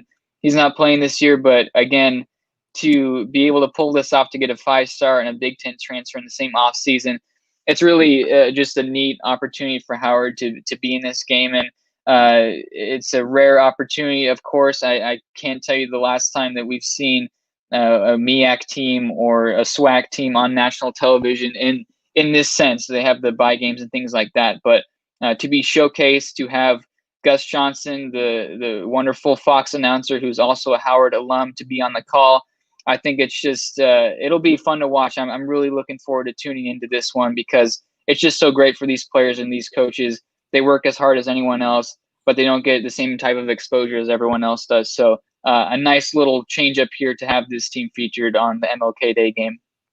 Yeah, and what a great day! No better day to have it on than MLK Day. So cool that they set this up, and looking forward to seeing how that game plays out. And no matter what the outcome is, just that spotlight, and like you said, to have Johnson doing a game, who's an alum. I mean, just kind of putting it all together, pretty storybook-like. So awesome for HBCU, kind of getting some love and getting on a bigger stage, and hopefully that. I don't know if the 5-star trend will continue, but I hope the respect for the HBCU level will continue. Let's talk about the NCAA.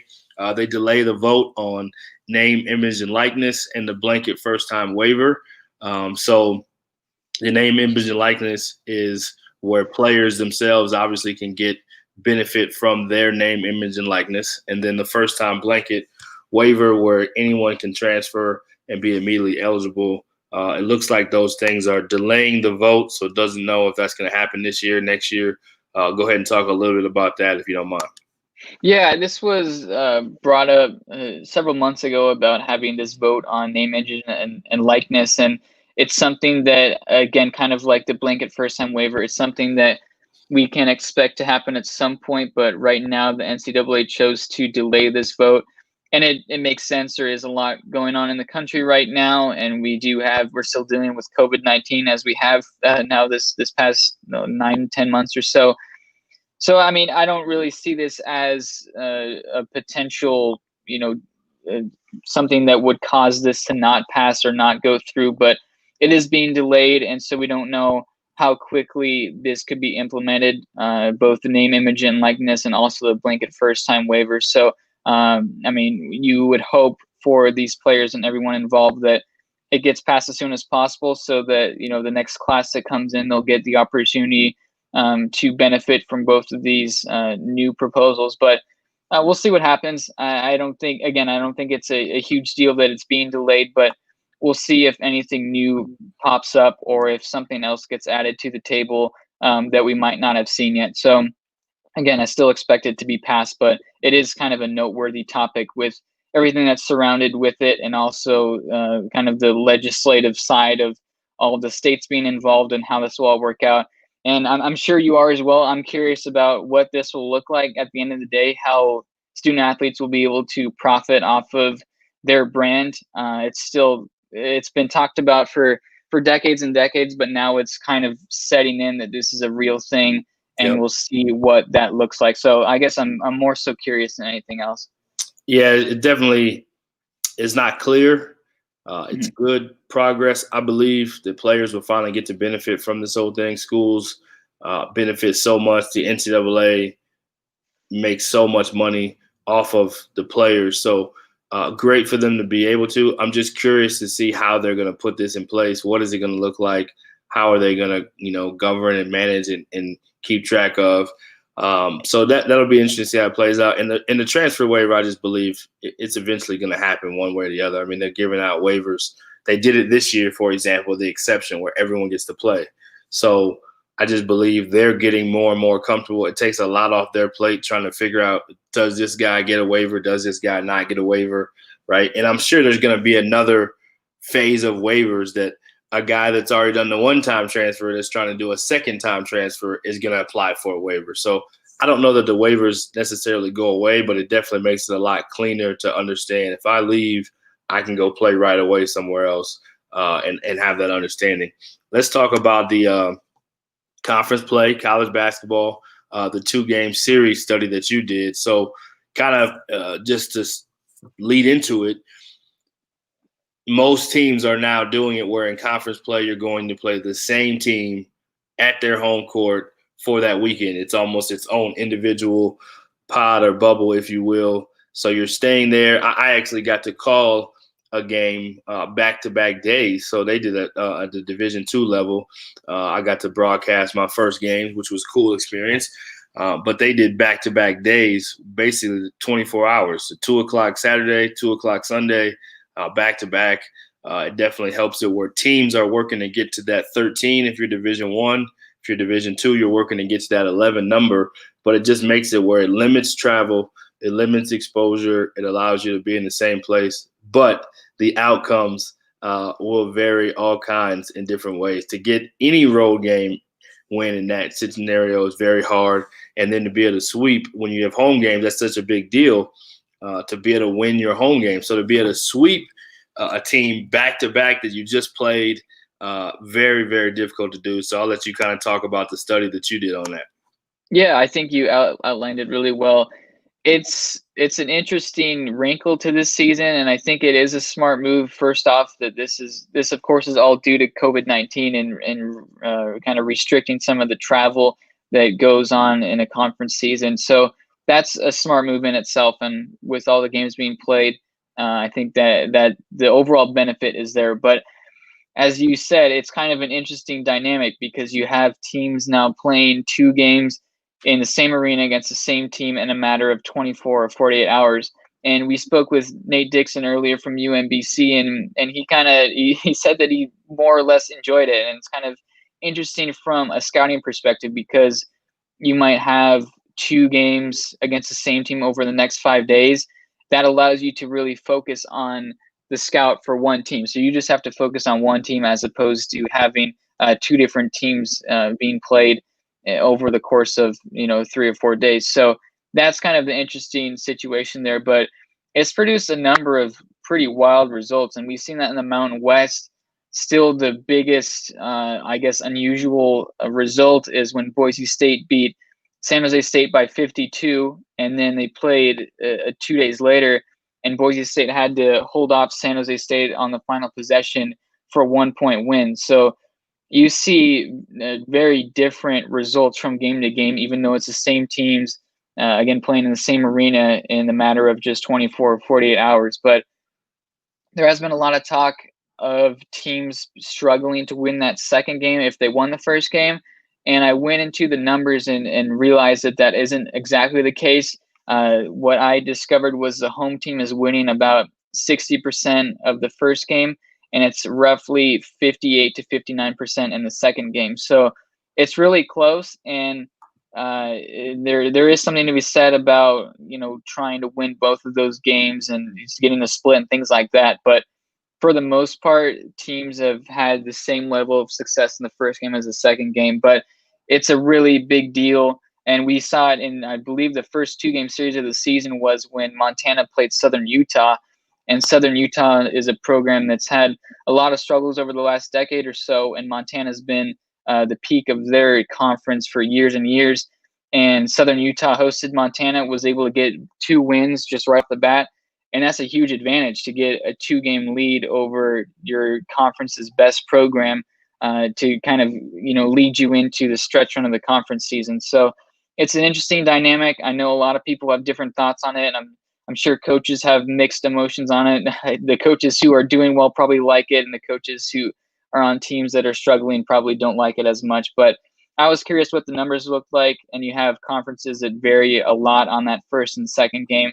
But just a strange wrinkle to the season. It's kind of fun to have this, and we have it in the Mountain West, the Missouri Valley. A lot of these quality conferences are implementing it, so it's fun now. It should be really fun when we get to late February, and these games mean a lot.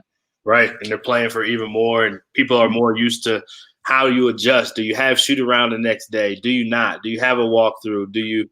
How do you do your film study? Do you let your guys sleep in versus having an early breakfast? Like things that go on behind the scenes for coaches that they're thinking about that you don't get a lot of reps as it is anyway. So just being able to have a chance to figure out how to make those adjustments too. It's almost more that NBA playoff series or college. Baseball does that a lot where they have those series. So, that's the beauty of college sports, just being able to adapt and figure out a new way to figure out how to get wins. But really hard to get the road win if you are the traveling team. But I also think it is hard to get the sweep. The first game feels like it has a lot of pressure because if you're the road team and you don't get the first one, you feel like it's really hard to get the next one. But then if you're the home team and you don't get the first one, you also feel the same. So a lot of pressure differently on these games than it would have been in a typical swing. So in a typical swing, you may go on a road swing and play two teams that may be travel partners. So you may feel like, okay, we didn't get this one, but you're not playing the same team again, So, and that other team may be coming off of a loss. So you may both be coming off a loss. Whereas now the team you played, you just lost to, you got to figure out a way to make the adjustments and get the win. So let's talk next on teams and players that are on fire. We call this show Heat Check. The website is Heat Check CBB. So let's talk a little bit. We got undefeated Drake at 13-0, which is incredible. We'll talk about them. Winthrop is 11-0. Citadel with a big win this last week against Chattanooga, who was formerly undefeated. They got a big win. And then Siena started late, have been on pause, delays. And Coach Carm, I believe, is coming on the show that we do with Kevin, Coast to Coast, on Thursday. They're 4-0. So let's talk a little bit about those teams in particular that are undefeated. Then we'll get to some of the winners over the weekend and then some of the players and breakout mid-majors. Yeah, I mean, I have to start with Drake, which has gone from a team that I think was picked 7th in the Missouri Valley poll and is now receiving votes and is undefeated.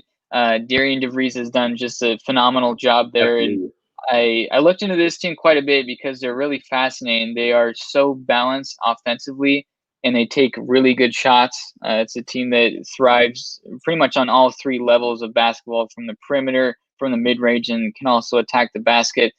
I think they're really legit. It's a team that's kind of come out of nowhere, but now that I've kind of familiarized myself a little bit, I think this is a team that should continue to be in that at-large conversation. I think the biggest bummer of the weekend was that they are currently on COVID pause, and so they weren't able to get their series in against Loyola Chicago. That would have been a really fun one, and I hope that one is made up at some point. But that's been a fun team. Winthrop, I've watched, I want to say, like almost as much as any team in the nation. They are so entertaining with how they push the basketball. Fast break opportunities is so big for them. Right. Chandler Vaudrin is a triple-double machine. Just does a lot of great things for Winthrop. They're going to be a team to watch. Siena with Jalen Pickett, a guy who could easily be one of the top point guard mid-major players in the nation. They were starting late, as you said, but they've gotten the job done so far. The Metro Atlantic is going to be a busy conference this year. There are a lot of good players and good coaches in that conference, so we'll see how they go. And then the Citadel, I mean, I think they've already won more games this season than they did last season. I know that they went winless in conference play last year. They're already off to a 1-0 start, picking up a huge win against Chattanooga. It's a fun program to watch. Duggar Balcom, just with his style of basketball, they love to shoot threes. They love to push the pace. If nothing else, it's a really entertaining team. And doing this at a level of basketball, of course, the mid-major level, but also doing it at a service academy and beating some of these teams who have, really talented players and good coaches. I think that's one of the most fun stories this season is this start from the Citadel. And we'll see what they do the rest of the year. But to get off on this start, I think it's their best start since like 1912 or something like that. It's ridiculous. But you have to highlight those stories when they come along because they don't come along often. And it's just been really fun to see what these four programs have done this year. Yeah, no doubt about it. Anytime you can be undefeated, period, but be undefeated in this kind of a year with as much madness and unpredictability and changing of schedules and limited practice and not traditional summer practice and all of that is credit to these teams. And looking forward to seeing who can keep it going the longest. 13-0 with Drake, definitely for real. Had an interview with one of their assistants, Larry Blunt, earlier in the season with All Access, and just talk about efficient on both sides of the ball. Most teams are not both. They are one or the other. And Citadel being a service academy, Winthrop bringing some of that looking like NCAA tournament magic back that they've had in their program prior. in Siena. Coach Carm just done such a great job year in and year out. Let's talk about some of the game winners. We had San Diego State. Trey Pulliam had a game winner. Andrew Jones, what an incredible story, coming back from leukemia, almost 3 years to the day. He makes the shot from his diagnosis. Trying to think else. Xavier, I think they had a game winner. Kobe Jones, I think Austin Peay. So I'll let you touch a little bit on those, and then we'll talk about just some other hot players that are playing at an extremely high level and on fire, and talk about a few games going forward, and then we'll wrap it up. Yeah. I mean, it was a really fun weekend of basketball. We had some excellent finishes. The San Diego State game, I think I'm biased covering the Mountain West, but that finish was just unbelievable, with Grant Sherfield tying it with this off-balance three-pointer, and then San Diego State racing down. I read a story that Brian Dutcher had intended to call a timeout to set up a play. I think there's something like 10 seconds left. Right. And it's kind of funny, especially in COVID now with no fans in the stands, but for whatever reason, Trey Pulliam didn't hear that they wanted to call a timeout, so he just pushed it down the floor, just lifted off 1 foot, just lifted a nice shot off the backboard, drilled it to win the game, swept the series against Nevada, which really fought. That was just a really entertaining finish. So, that was a fun one.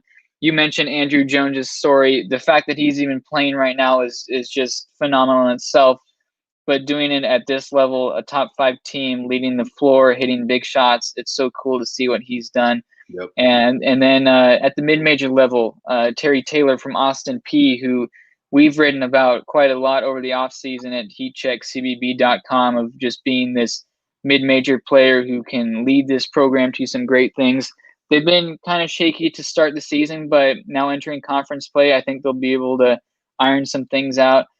Xavier, we've spoken to some of their assistants on this show, and they've had as many nail-biting games as any team in the nation. It seems like every one of their games goes down to the final possession. Kobe Jones hit a game winner the other night. They've also had game winners from Adam Kunkel and a couple other guys. A fun team that's off to a great start, showing up big in late games, and produced Trevion Williams as well. Getting that road victory, that was really big for them, hitting that shot late. Just a lot of these players who we know are good, who are now stepping up in big moments. It's just fun to see these guys perform the way that they have, all coming from different stories and all doing great things for their teams. For sure. And just kind of piggybacking on more great players that have played well, and even mid-major teams. We'll talk about some of the breakout teams. So we talked about undefeated on the season. Cleveland State is undefeated in Horizon League play. Coach Gates, year 2, has just goes from coach of the year, now making it to where they're competing for a conference champion in just year 2 is incredible to think about. So they're 7-0. Just kind of a couple other ones that are really played well. Eastern Kentucky, I think they're also one of the best starts in school history. Southern Utah has really been on fire. They're undefeated in conference play as well, if I'm not mistaken. And I think they're right at 8-1 or 8-2. Bryant has been really good as a mid-major. Maybe touch on a few of those. And then a few others. UAB's been playing well. Bowling Green, Navy. Maybe touch on a few of those before we get to a few more players. Yeah, it's a lot of really fun mid-major teams this year. It seems like some of these teams who have kind of come out of nowhere and enter the spotlight, especially in a season like this where things are just so unusual. Right. I think starting with Bryant, the development of this program, which so often was kind of struggling to enter as a Division I team. They had some obstacles to overcome early, but now I believe they are, at least by Ken Palm's metrics, the most improved team in the nation based on their preseason ranking. They love to push the basketball, one of the top teams in terms of tempo, just doing a lot of great things there and off to a really strong start. Eastern Kentucky is also off to a great start. I want to say it's their best program start since the 1950s. So that's another team to watch out of the Ohio Valley, which always produces really good teams come March. You also touched on some of these other teams like Cleveland State. Dennis Gates, I wrote about him over the offseason and what he's done. it's crazy to think where Cleveland State was just 2 years ago, because it was kind of an empty cupboard. They had everyone transfer out, it seemed. A team that was picked last in that conference, to go from that not even 2 years later to start the best start in this conference in program history, to be right on the map of getting maybe a 1 seed or a 2 seed in this conference to set up for a March Madness automatic bid. That's a really big deal, and I'm glad that we're touching on it, and some other national outlets are touching on it as well. But Bowling Green also getting their star players back. UAB, we've mentioned them with that showdown game they had against Chattanooga a while back. Conference USA is a tough conference, and UAB showed up. So if you're not paying attention to mid-major basketball, this is a good year to do it, especially because I think it's really accessible now with games being played 7 days a week. A lot of these teams are playing in the afternoon or early evening. It's fun to tune in and see these different stories, where guys are coming from, how these teams are assembled. A lot of really fun teams that are doing some great things early on in the season. Yeah, we'll go players next.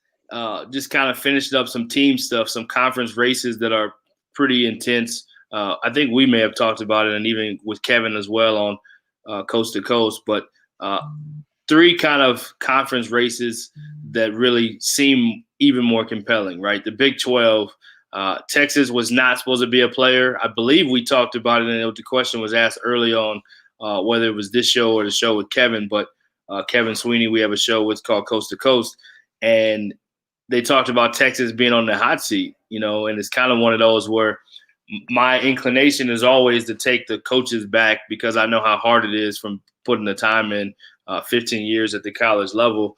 And so I just kind of spun it and answered the question in a way that's like, he has returners, right? And he knows what it takes to win. And sometimes it's just about getting the right group and then seeing what happens. And they have the right group now. So Texas is a player now in the Big 12. Kansas is probably one of the preseason favorites always there. And then Baylor is as good as anybody in the country. They still have really shown that they're the elite of the elites as the number 2 team in the country. So that's one conference race. Then you got the Big 10 with Iowa, Wisconsin, Illinois, Michigan. Michigan, again, kind of like with Shaka Smart. Juwan Howard's team was not supposed to be a player. I believe, if I'm not mistaken, both Baylor and Michigan are still undefeated on the season, if I'm not mistaken. We talked about undefeated mid-majors earlier, but those are still 2 undefeated teams that are as hot as any. So the Big Ten race looks compelling. And then you have the SEC race, Alabama also playing at an enormously high level. Kentucky's starting to get some things going themselves, top 5, top 10 in the country. So let's talk a little bit Big 12, Big 10, SEC. We'll talk a little bit about a couple players a few players that we'll have recognized that are playing really well, and then we'll get straight into some of the preview games and close out the show. Yeah, I'm glad that you touched on Texas. It was a team that was so scrutinized entering the season. On paper, the roster couldn't be any better. When you're bringing back everyone, you have experience, you have a 5-star recruit coming in, and it's already a team that's good defensively. It's a team that should have always been good, but I think they've even exceeded expectations to dominate Kansas the way that they have, to compete against Villanova the way that they did. It's a legitimate top 5 team that I think is very much eyeing a long run in March, a potential path to a Final Four. But even within the Big 12, that might not even be enough to win the league. When you have Kansas, who has come on, David McCormack is playing a lot better now. You have Baylor, which has an argument. Baylor is still receiving some number 1 votes from AP voters over Gonzaga, which is it's a testament to how good Baylor is. I'll leave it at that. It's a testament to how good Baylor is because of the way that they defend, kind of an unusual defensive scheme that they implement there. But it's a team that can also hit from the perimeter. So that Big 12 race, it's always fun, but it's going to be especially fun this year when you have 3 legitimate Final Four teams contending. And then over in the Big 10, you have 12 teams still that are legitimately competing for a spot in March Madness, and that's almost unheard of. It probably is unheard of to have this many teams contending. When you have maybe the 12th best team in the league, Maryland, be able to go on the road and beat Wisconsin and beat Illinois. If that's your 12th best team in the league, then that's a really strong league. And it's tough up top too. Illinois with Iowa and Kofi. Wisconsin can shoot the ball well. Iowa, we know what they can do with Luka Garza. That team is almost unstoppable offensively. And I'm sure we get someone emerge as well. I mean, Michigan off to an undefeated start. They were not supposed to be this good. They still have their bigger tests ahead of them, but to be undefeated at this point in the season is just it's really, you have to tip your hat to what Juwan Howard and his staff are doing there. And then over in the SEC, this was kind of an unusual race with Kentucky starting off the season so slow, but they've now won 3 in a row, and I think that they're coming together and they're going to be a scary team these next couple of months. But you have to also mention Tennessee, which is probably the favorite in the conference still. The way they can defend, they're really physical. But the other teams like Alabama and Arkansas, they can score as much as anyone. They love to run. It's an entertaining brand of basketball, but it's also translating to wins. So each of these 3 leagues, they're going to be it's going to come all the way down, I think, to the last week or so of the season. But they're also producing really quality teams who we can expect to make long runs in March. So I'm excited to see how each of these races unfold. It's just a lot of great things that are happening right now. Yeah, it's really as much as there's been unpredictability in the season, it's really been one of the more exciting seasons to keep track of, because you don't ever know. We don't really have a feel, and just knowing there's going to be an NCAA tournament, and it just feels like there's going to be some as much as exciting finish as there's been in a long time. Maybe too, because so many of these games are jam-packed and back-to-back, and it feels like there's more quality games on more regularly now because of the schedule changes and matchups that you may not normally get. So let's talk about a few players to kind of recognize that have been playing at a high level. I think Andrew Jones, we've talked about. He definitely deserves credit. Just trying to think of a few off the top of my head before I toss it back to you.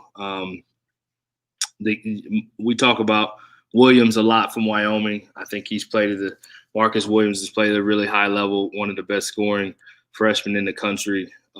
Orlando Robinson recently has played well, looking like he could be a guy who maybe not this year, but in the future could play at the highest level in the NBA. So a couple of Mountain West guys to recognize. Duarte at Oregon, I'm super biased towards him. He's a JUCO guy, so we'd love to show those JUCO products love, but he's played Pac-12 Player of the Week just a week ago, had 25 just the other day against a win against Utah. Trying to think, Marcus Sasser had 8 threes for Houston, 8 of 15 in a big win at home. And they're playing at a super high level. So, and then again, kind of Mountain West and Texas guy bias, but I think Isaiah Stevens and what he's done at Colorado State, another one that deserves a lot of credit for how he's played. So wanted to give a quick acknowledgement to some of those guys playing well, and I'm sure you have plenty more. Yeah, and Stevens is another guy who hit a really big shot over the weekend. It seems like he hit a game. Yeah, he hit that really huge 3 to beat UNLV, I believe, and another player who's come on, who started his career really well, and now he's kind of entering that development phase where he's becoming a star. A lot of really good players across this nation. Hunter Dickinson from Michigan, I think he's the main reason why Michigan is still undefeated. He wasn't even necessarily supposed to be the huge prized recruit. I know he still had high recruiting rankings, but to perform the way that he has, to be a fixture on the defensive boards, to be so efficient from the field, he's a big reason why Michigan has been performing the way that they have so far. And I think at the mid-major level, Charles Bassey from Western Kentucky, a guy who can give you 20 and 10 and also send back 3 or 4 shots a night. That's always going to be a huge presence for any team.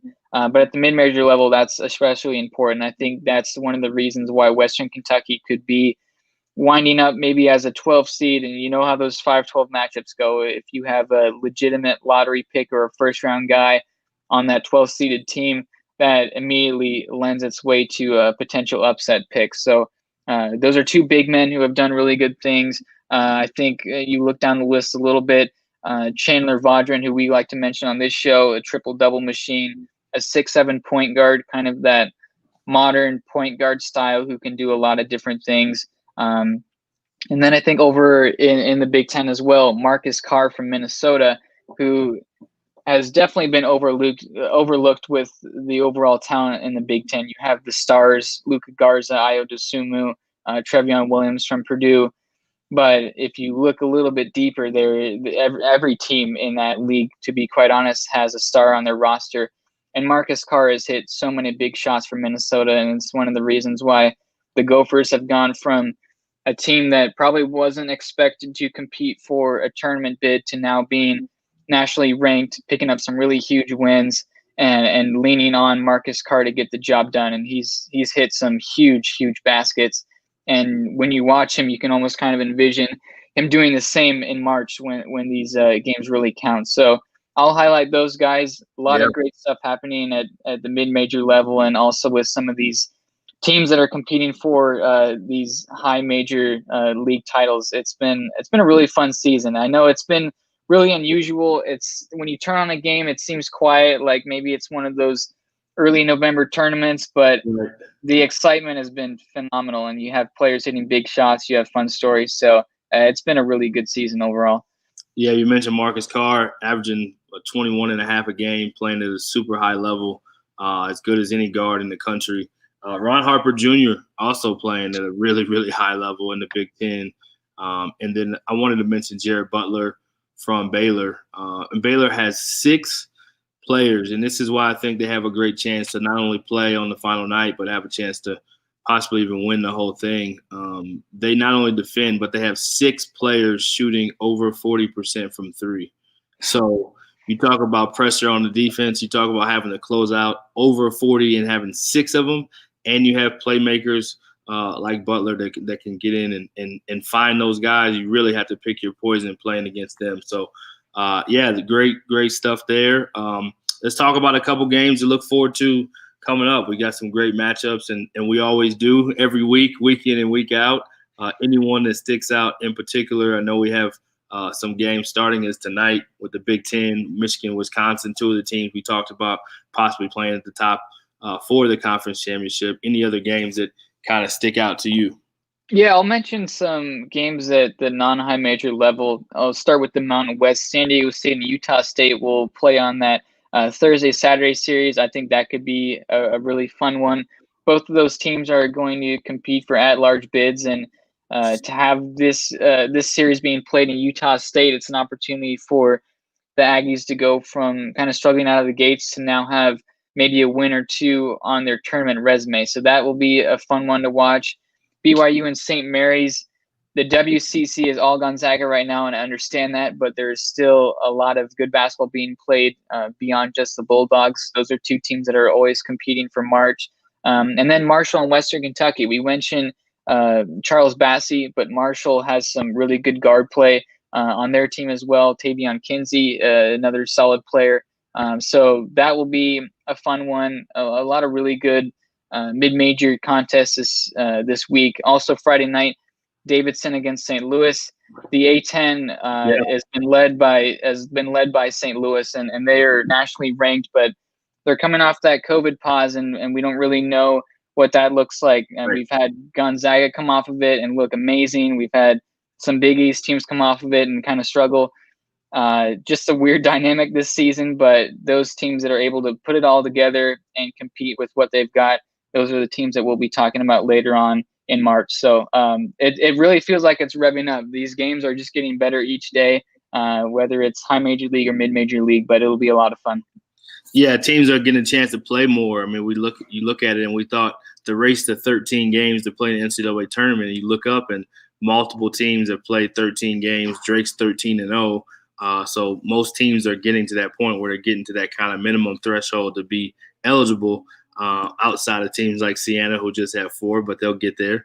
But just some other matchups, Alabama, Kentucky is tonight. You talked about them being 2 teams kind of fighting for that race, so it'd be great to see that matchup. Oklahoma State and their sensational projected number 1 pick, and Cade Cunningham playing against Kansas. You have some other good games. Let's see, mid-major wise. You mentioned St. Louis and Davidson. Tulsa and Wichita State, two teams in the American that they play on Wednesday tomorrow, but two teams in the American that weren't probably projected. Wichita State, Isaac Brown's done a tremendous job leading that program through kind of a last-minute change at the helm.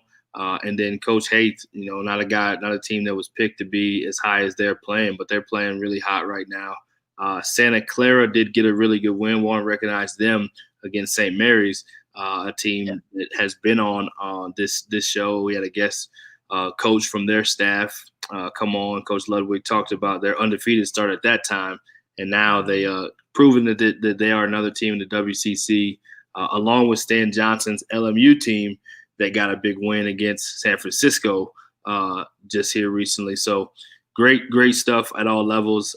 Some other kind of games to look at. You mentioned Baylor, Texas Tech is Saturday, Michigan, Minnesota, Ohio State, Illinois, Virginia at Clemson. We had Clemson on the show earlier today, talking about stealing some notes from Virginia. So that'll be a great one to see kind of whose defense is playing at the higher level at that time. And then, there's always games on every night that are worth watching. But thanks so much today. Any closing thoughts you got, Eli? I think we've covered pretty much. We've been going for a while, so we had to go a little longer today, but another great show and great prep work. And if you don't follow Eli or follow Heat Check CBB on Twitter, you definitely want to do that and check out the website. Not only just the video content and the Twitter feed, but also the articles. There's been some great stuff you guys have been doing, and great. The momentum is building for the Heat Check. It's getting hotter. So I'll let you close out the show. Yeah, well, I appreciate that. It's always fun to do this every Tuesday and talk about different teams and players and coaches. I thought the coaching perspective today was really fun from Antonio and Nate, kind of their different philosophies and what they have going on with their programs at Clemson and UMBC. And I mean, I tip my hat to you, Brian, because you're always bringing on some of the best guests of the hottest teams that we have. And that's kind of the mantra of the show, right? We're talking about the hottest teams and players in college basketball. And that's been what we've been covering, and it's what we'll continue to do. So a lot of great basketball being played at all levels, as we say. We love to highlight the assistant coaches who are the ones that might not always get the love. You see the teams on ESPN getting the wins, but you might not hear the names of the assistants and stuff. So I know you love showing appreciation and love to them. So yeah, it's been fun. I'm glad we're able to do this, touch on a lot of different topics, and it's great to keep the ball rolling. Yeah, absolutely. We got a comment from a consistent guest, Mr. John Broad. Great job. So John brought up he sent me a text earlier in the show, and he brought up a great point that we hadn't talked about. So I'll close with that. But we have, it's a new year. All Access Network is the place where you can find All Access Sports Media and Coach's Corner. We're continuing to grow and evolve the network and have new shows and new content and figure out new ways to just bring you more great information. So you can find us, of course, on Twitter at allaccess_net. That is new. And then you can find us on Instagram, allaccess_network, Facebook, and then YouTube is just the All Access Network YouTube channel. So, yeah, the last thing he brought up was the WAC making some new additions. It sounds like the article or an official announcement may be coming out tomorrow or Thursday that the WAC conference will be adding Lamar from the Southland, Stephen F. Austin from the Southland, Abilene Christian from the Southland, along with Sam Houston State from the Southland. So, and actually in working the D2 games, I worked in Texas doing the broadcasting this last weekend. They also talked about some potential more teams like Tarleton State did making the jump, and like Abilene did and the Incarnate Word did, making the jump from the Division II level to the Division I level to the Southland to replace. So definitely something to keep an eye on. If that does happen, like it sounds like it will, makes the WAC conference now one of these really formidable mid-majors conferences like it used to be back before they realigned.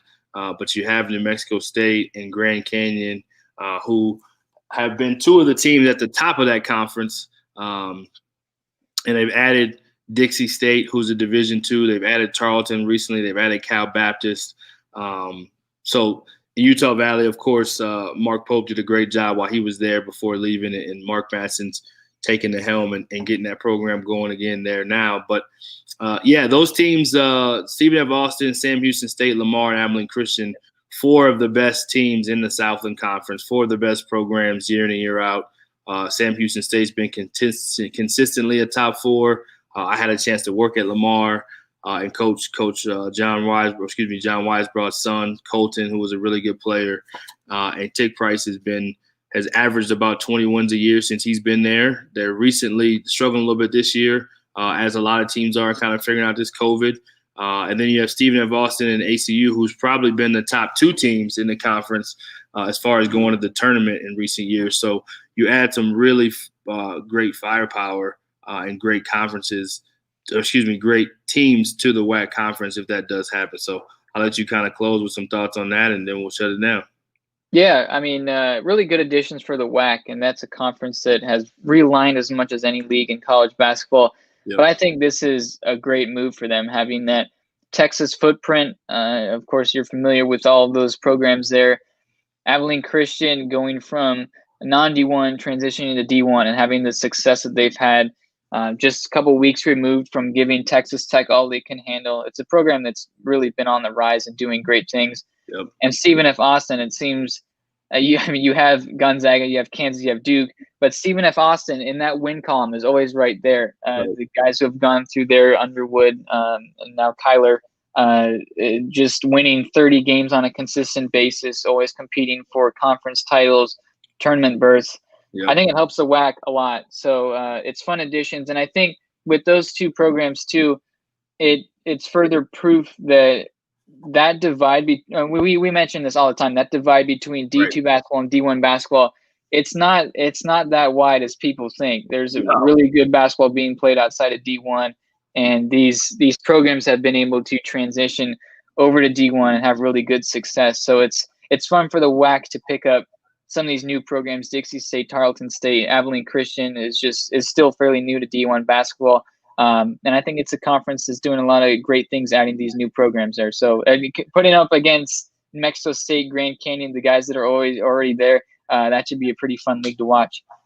Yeah, I want to mention UT Rio Grande Valley too. Coach Lou Hill, former UNLV assistant, former Oklahoma assistant, and assistant coach Jay Stedman. They've just done a tremendous job as well, because UTRGV has never been a destination. They had a 20-win season last year, if I'm not mistaken. They're a team that can compete there. And if you look at even what Rob Barnes did while he was in the league, Coach Barnes at Cal State Bakersfield doing a great job as they transition out of that league into what is the conference called? The West Coast Conference? Yeah, in the Big West. Yeah. Big West, excuse me. Mm-hmm. Big West Conference now out there in California. I believe they're at the top of the league and playing as well as anybody out there right now. But they were another one of those teams with New Mexico State competing at the top. So I want to acknowledge both Rio Grande and Cal Bakersfield. Cal Bakersfield makes the move to another conference, kind of with all the California schools that made more sense for them travel-wise. The WAC now brings in more Texas teams. And they actually made this similar transition. I don't know if you remember this, Eli, but my brother was actually an assistant at Texas State on the men's side.